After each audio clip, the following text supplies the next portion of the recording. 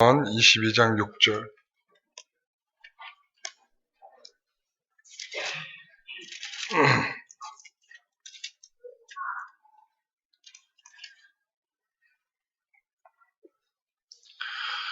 잠언 22장 6절입니다. 같이 우리 한 목소리로 읽겠습니다. 마땅히 행할 길을 아이에게 가르치라.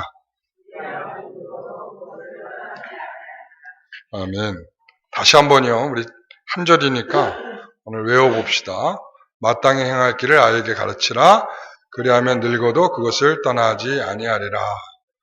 자, 한 번만 더 하면 외울 수 있을 것 같죠? 네, 한 번만 더. 마땅히 시작. 마땅히 행할 길을 아이에게 가르치라. 그리하면 늙어도 그것을 떠나지 아니하리라. 아멘. 자, 한번 감춰줘 보세요. 자, 죄가 나왔네요. 깜짝 놀랐네요. 자, 한번 암송해 보겠습니다. 마땅히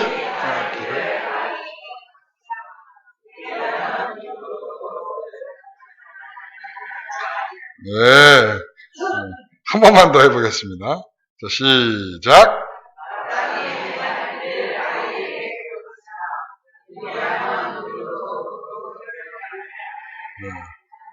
마땅히 행할 길을 아이에게 가르치라. 그러면 늙어도 떠나지 아니하리라. 제가 왜 계속 여러 번 읽도록 했냐면요. 제가 안경을 빼놓고 왔어요. 제가 요즘에 안경을 빼놓고 오면 하나도 보이질 않아요. 하나님의 사람을 위한 교육이라는 제목으로 우리 함께 말씀을 나누려고 합니다. 우리가 교회 학교의 교육의 목적은 딱 한 가지입니다. 하나님의 사람으로 만드는 것. 자, 교회 학교 교육은 뭐라고요? 하나님의 사람으로 만드는 것이 교육의 목표입니다. 다른 거 목표 아니에요. 활발한 사람 만드는 거 아니고요.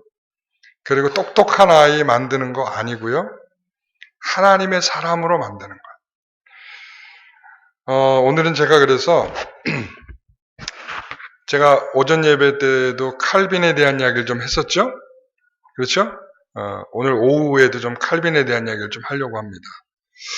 칼빈은 제네바에서 2번에 걸쳐 목회를 합니다. 첫 번째 청빙을 받았을 때는 이런 걸 강조해요. 뭐냐면 권징을 강조하고 성찬을 강조를 합니다. 근데 정치적으로 몰려서 결국은 목회를 하다가 그만두게 되고 3년 동안 스트라스부르크에서 목회를 하게 되는데 거기서 또 여러 사람들을 만나게 되는 것이 앞으로 또 목회하는데 큰 방향이 되기도 합니다. 그러면서 3년 후에 다시 재청빙을 받아서 제네바에 다시 돌아와서 목회를 하게 됩니다. 이때에 칼빈이 굉장히 강조하게 되는 것이 있습니다. 그것이 바로 신앙 교육서. 다시 말하면 어린아이들로부터 성경의 진리를 바르게 가르치고자 하는 목적을 가지고 있는 신앙서를 만들어서 그걸 가지고 교회의 어린아이들로부터 특히 10살짜리 아이들부터 해서 신앙교육을 철저하게 시켰다고 합니다. 이 신앙교육서에 1절에 보면 이런 표현이 있어요. 제가 한번 읽어드리겠습니다. 아무리 미개하고 야만적인 인간이라도 종교에 대한 어떤 생각을 선천적으로 타고나지 않은 사람은 하나도 없다. 그래서 우리 모두는 창조자의 위엄을 인식하기 위하여 창조되었다. 그러니까 이 아무리 미개한 사람이라도 종교에 대한 어떤 생각을 원래부터 선천적으로 갖고 있는데 그것들이 개발되지 못하고 있다는 거예요. 그러니까 다시 말하면 그것을 이해하지 못한 채 신앙이 미신적인 신앙, 맹목적인 신앙, 하나님이 어떤 분이신지를 모르는 채 신앙생활을 하는 이상한 형태의 신앙들이 당시에 매우 나타났던 그런 모습들이었어요. 그래서 이 신앙교육서에 보면 이런 내용들을 담고 있어요. 뭐 죄와 죽음, 선택과 예정, 회개와 중생 이런 내용들을 몇 살짜리에게 가르쳤다고요? 10살짜리. 이런 내용에 대해서 우리 교사들한테 제가 물어보면 교사들은 제대로 대답해 줄까요? 선택이 뭡니까? 예정이 뭡니까? 중생이 뭡니까? 회개가 뭡니까? 물어보면 제대로 대답할까요? 그렇다면 아이들은요? 아이들은 더 안 되겠죠. 우리는 이렇게 바른 이야기들을, 성경의 이야기를 얘기하려고 하면, 아유, 요즘 애들은 그런 거 하면은 다 도망가요. 여러분, 그래서 이런 이해들이 중요한 것은 어렵게 하나님을 믿으려고 하게 하는 것이 아니라 교인들에게는 어린아이들로부터 장년에 이르기까지 공통된 내용을 가지고 있어야 된다는 거예요. 이 목적이 뭐라고요? 공통된 내용을 갖고 있어야 되는 거예요. 주일학교 학생이니까 너희들은 아니고 빼고 연세 많으시니까 다 빼고 당신들만 똑바로 알고 계십시오. 이렇게 할 수 있는 게 아니라 어린아이들로부터 나이 많은 어르신들까지 모두 다 똑같은 내용의 신앙적 내용을 갖고 있어야 되기 때문에 그래서 어린아이들에게도 이런 신앙 교육서를 가르쳤다는 거죠. 그래서 원래 주일 오후 예배 때는 이런 신앙 교육서를 토대로 해서 이들이 1년 동안 교리 교육을 오후 예배 때는 저녁 예배 때는 항상 하이델베르그 요리문답을 공부하는 이 개혁교회들이 많이 있었어요. 그러니까 이 하이델베르그 요리문답은 칼빈의 제자가 쓴 책이거든요. 그러니까 이 책을 통해서 그들이 매주일 저녁 때마다 어린아이들로부터 어른들에 이르기까지 한 자리에 앉아서 똑같은 내용의 신앙적 내용들을 배우는 거죠. 그러니까 어린아이들한테도 그러면 예정이 뭔지를 길게 설명하지 않아도 예정이 무슨 내용인지 알아듣는 거예요. 그러니까 이렇게 하나의 이렇게 일맥된 교육들이 이루어졌다 보니까 제네바시가 당시에 굉장히 그 믿음과 신앙으로 좀 더 어떻게 살아봐야 되느냐의 문제로 굉장히 똘똘 뭉쳤던 그런 도시였습니다. 그래서 이 중요한 것은 거룩한 복음의 교리의 순수성이 보존되는 것, 성경의 진리가 제대로 보존되는 것이 목적이었던 것이죠. 당시에 루터도 마찬가지였어요. 루터가 이런 말을 해요. 나는 박사요, 설교자이지만 그럴지라도 나는 교리문답을 배우는 어린아이들과 같으며 그래서 아침마다 십계명과 사도신경, 주기도문을 읽고 외움으로 즐거운 마음으로 어린아이 곧 교리문답의 아동으로 계속 살아간다 라고 고백을 했답니다. 그러니까 내가 이미 신학 박사이고 설교자이지만 늘 교리교육의 가장 핵심적인 내용, 여러분 어디든 교리교육의 가장 핵심적인 내용은 뭐냐면 사도신경, 주기도문, 십계명이에요. 그러니까 이 세 가지를 아주 철저하게 계속적으로 지속적으로 성도들을 가르치고 뿐만 아니라 자신들도 계속 암송을 하면서 이 의미들을 계속 새기는 일을 했던 거죠. 여러분 우리도 이 내용들을 한번 했었죠. 우리가 소요리 문답으로 했었잖아요. 우리 아이들도 소요리 문답 배웠죠? 지연아? 소요리 문답 배웠지? 기억이 안 나? 배웠을 텐데 막 퀴즈도 하고 막 외우기도 하고 막 그랬는데 내가 알고 있는데 그러니까 이런 것들을 왜 같이 이렇게 배울까요? 우리의 신앙이 하나이고 내용이 하나이고 결국은 이 어린아이들이 자라서 자신들이 가지고 있는 신앙이 미신적으로 빠지지 않고 우리 교회가 지켜야 할 바른 진리를 소중히 지키려고 하는데 목적이 있는 거예요. 교회는 즐거움과 놀이터가 아닙니다. 그리고 여기는 문화적인 것들을 배우는 터전이 아닙니다. 교회는 먼저는 진리를 바르게 배우고 익히는 장소가 되어야 되는 것입니다. 그래서 교회의 변질은 바로 거기에서 온다고 본 거예요. 교회가 왜 변하느냐? 왜 변질되느냐? 왜 신앙적이지 못하느냐? 그 이유는 바른 진리를 배우지 못하기 때문에. 여러분, 교회는 오직 성경을 배워야 된다고 믿고 계시죠? 그렇죠? 오직 성경을, 그 성경을 요약해 놓은 것들이 문답서이고, 그리고 신앙 교리서들이에요. 그러니까 그거를 배우지 않으려고 한다는 것은 뭐 때문일까? 여러분 어렵죠? 전에 소율이 문답했을 때도 어려웠죠? 근데 여러분들이 평상시에 너무 안 해서 그런 거야. 그래도 제가 여러분들한테 와서 저 주기도문도 한번 가르쳤고, 그리고 사도신경도 한번 가르쳤고, 그 다음에 소율이 문답도 한번 했고, 여러분 많이 했네요. 그죠? 이런 것들을 계속 반복적으로 매년마다 해야 되는 거예요. 어떻게 보면 20년 신앙생활 했다 그러면 몇 번 들어야 돼요? 20번을 들어야 돼요. 20번을. 그러니까 오늘날 교회의 변질은 이런 신앙 고백서를 가르치지 않는다는 데 있다.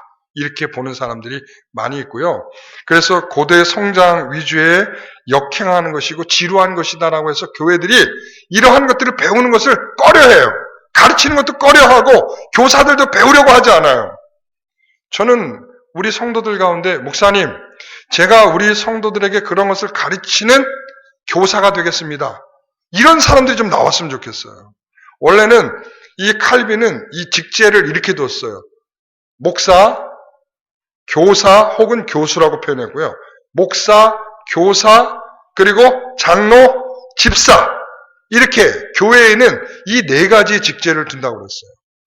그러면 목사는 뭐고 교사는 뭡니까?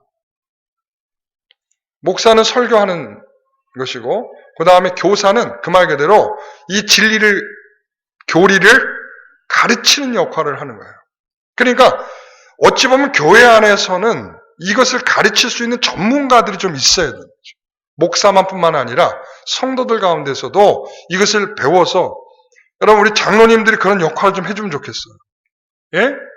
그리고 우리 안수 집사님들이 그런 역할을 좀 해주면 좋겠어요. 목사님, 우리에게 이런 문답을 가르쳐 주십시오 하고 찾아오셔서, 아니 웨스트민스터 신앙고백서 이런 것들이 있다고 그러던데요. 여러분 저기 대오리 문답이 있다고 그러던데요. 이게 뭡니까? 가르쳐 주세요. 이렇게 돼야 되는데 가르쳐 준다고 해도 다 도망가죠. 성도 여러분, 그래서 우리는 참으로 이런 이 교회의 부흥과 선교를 하고 열심을 낸다라고 하는 게 때로는 이게 어느 방향으로 가는 줄도 모르고 가는 것일 수 있어요. 여러분 돛을 달지 못하고 표류하고 있는 배, 그리고 엔진이 고장난 배, 이거 어디로 가겠습니까? 자신이 원하는 방향으로 갈 수가 없습니다. 우리가 진리의 말씀들을 아이들에게 잘 가르치지 않고, 얘들아, 제가 저렇게 주무시고들 계시네요, 다들. 얘들아, 잠잘 시간이 아닌데 지금. 그래서 우리 이러한 것들을 통해서 자녀들은 1년에 한 번 이상을 이 교사들에게 와서 10살 이상 된 아이들은 교사들한테 와서 그들이 배운 문답에 대한 시험을 1년에 한 차례 이상씩 꼭 치르게 돼 있고, 그 시험에 따라서 반이 결정되는 거예요. 아, 얘는 고급반, 얘는 중급반, 얘는 기초반. 이렇게, 그래서 아이들을 어릴 때부터 굉장히 신앙적 교육을 이렇게 철저하게 시켜나가는 거죠. 이렇게 했다가는 교회들 안 나오겠죠? 그래서 유아 세례를 받고 난 아이들은 10살부터는 이 교육을 반드시 받게 돼 있고요. 이 부모의 책임은 뭐냐면 이 교육을 받을 수 있도록 그 시간이 되면 아이들을 데리고 교사 앞에 데려다는 역할을 누가 하는 거예요? 부모가 하는 거예요. 그 교사들이 쫓아다니면서 너 할래 안 할래 이게 아니라 부모들이 데려다가 탁. 이것이 바로 교회 일치였어요. 우리는 항상 아이들이나 어른들이나 잘 이해하지 못하는데 이 어려운 것을 가르쳐야 됩니까? 라고 생각할 수 있습니다. 그런데 여러분, 그것을 깨닫고 못 깨닫고의 문제가 아니라, 여러분 우리 아이들의 중생은 언제 이루어지는 거죠? 나중에 이 아이들이 다 자라나가지고 어른이 됐을 때 그때 구원을 받게 되는 건가요? 아니면 언젠가요? 아이들의 중생은 언제 합니까? 젖먹이는 중생 못합니까?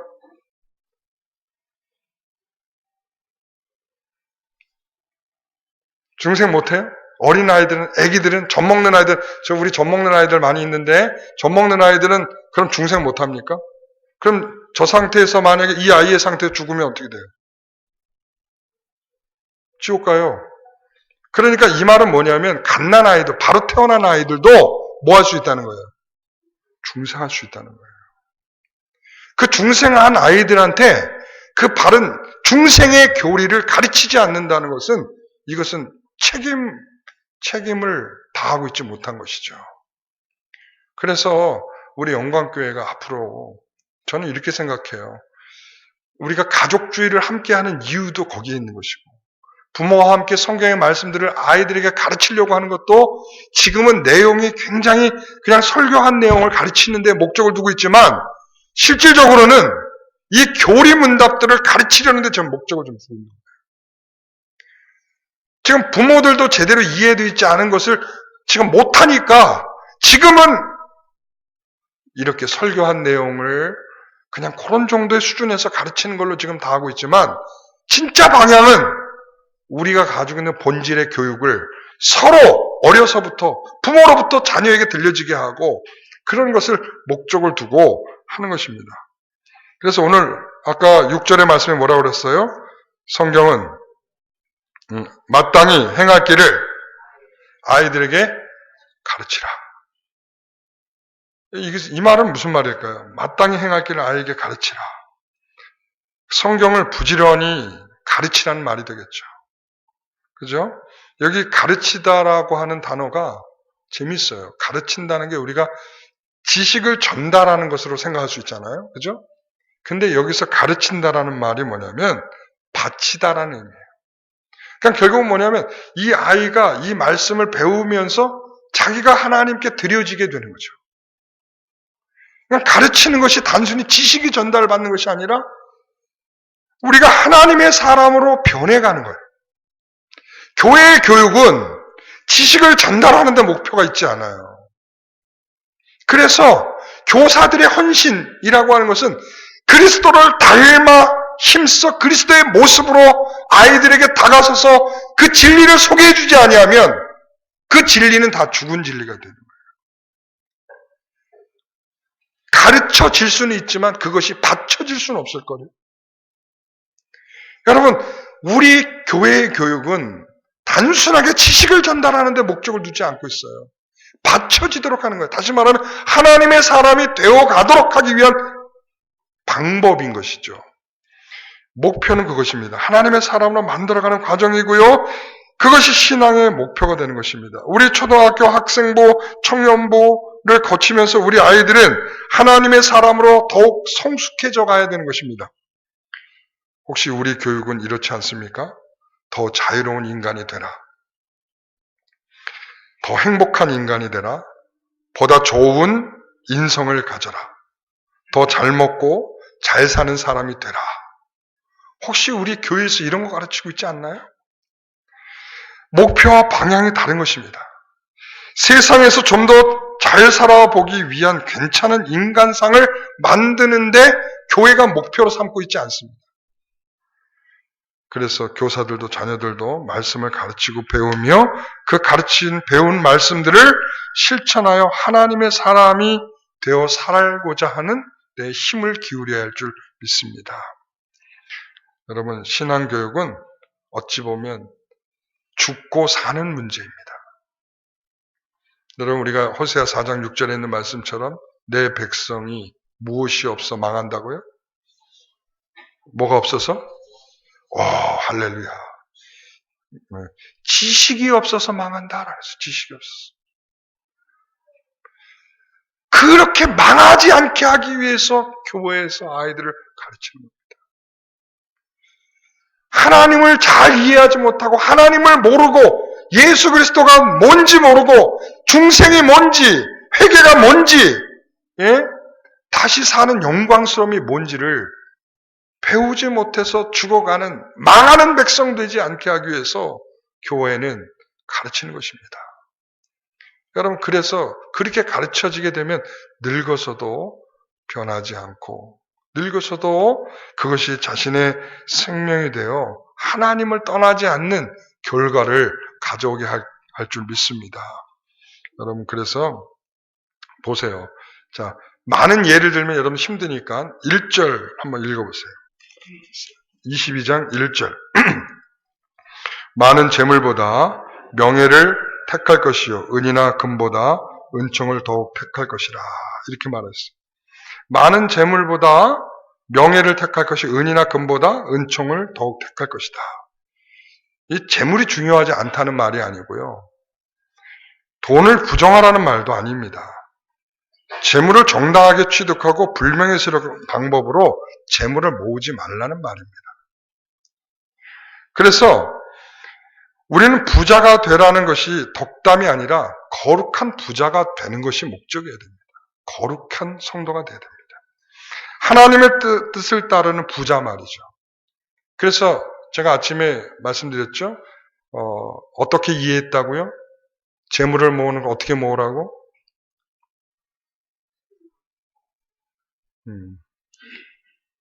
내가 먹고 살고 살아갈 방편으로서만 나머지는 이웃의 것이다. 만나의 원리와 같다고 그랬죠? 예?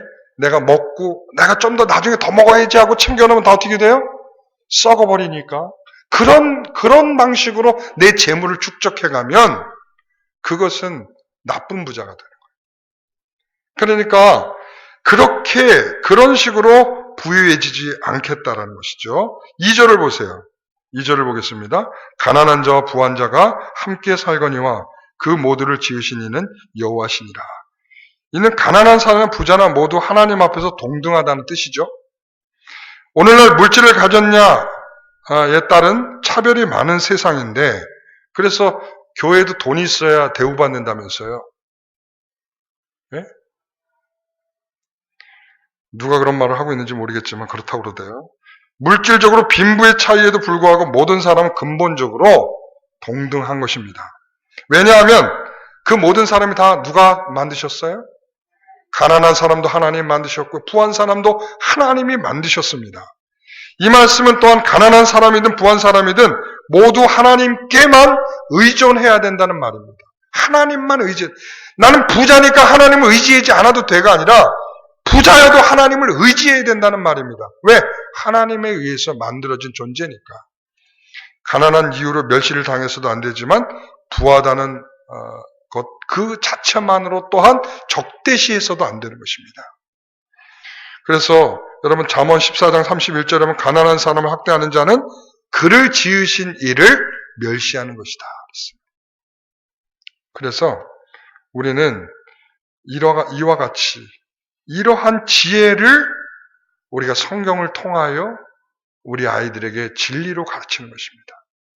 그랬을 때에 이 아이들이 자라서도 건강한 그리스도인들이 될 수 있겠죠. 그럼 우리의 미래를 보십시오. 우리의 미래. 예린이, 정유리, 지연이,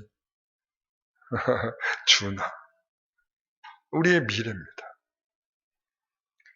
어찌 보면 이 아이들이 앞으로 어떠한 결정을 하고 어떠한 신앙의 삶을 사는가는 사실 이 시기에 상당히 정해지게 돼 있어요. 상당한 부분은 부모로부터 배우게 될 것이고요. 상당한 부분은 교회로부터 배우게 될 것입니다. 그런데 이것이 서로 일치되지 않는 것을 경험하게 되죠. 부모가 말하고 있는 것과 교회에서 말하고 있는 것이 서로 다르다는 것을 계속 보게 되죠. 그렇기 때문에 이 결과가 어떻게 올 것인가는 사실 앞으로 매우 기형적 형태가 계속 나타날 것으로 보입니다.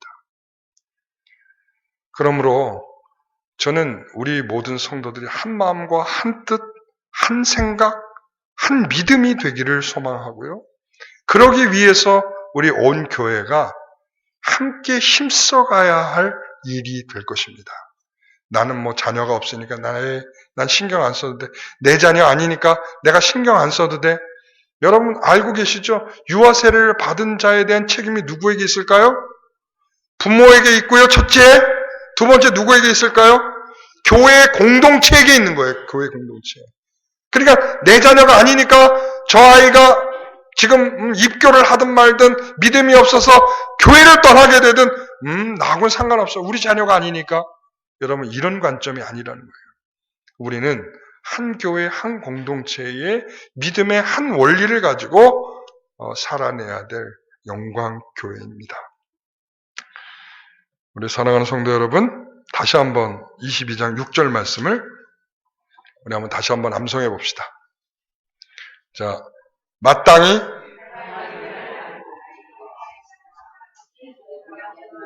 그리하면 늙어서도 어디를? 하나님을 떠나지 않겠죠. 여러분, 이게 여러분들에게 부지런히 가르쳐야 될 일. 우리 교사들 한번 박수 한번 쳐주세요. 여러분, 이게 쉬운 일이 아니에요. 네? 솔직히 교사들 다 마음에는 안 드는 교사들도 있고 하지만 그래도 이들이 주어진 책임을 감당하기 위해서 그래도 애를 쓰고 있어요.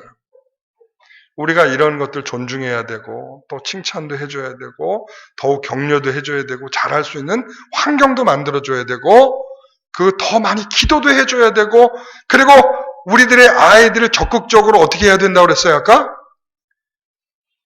데려다 놓는 거.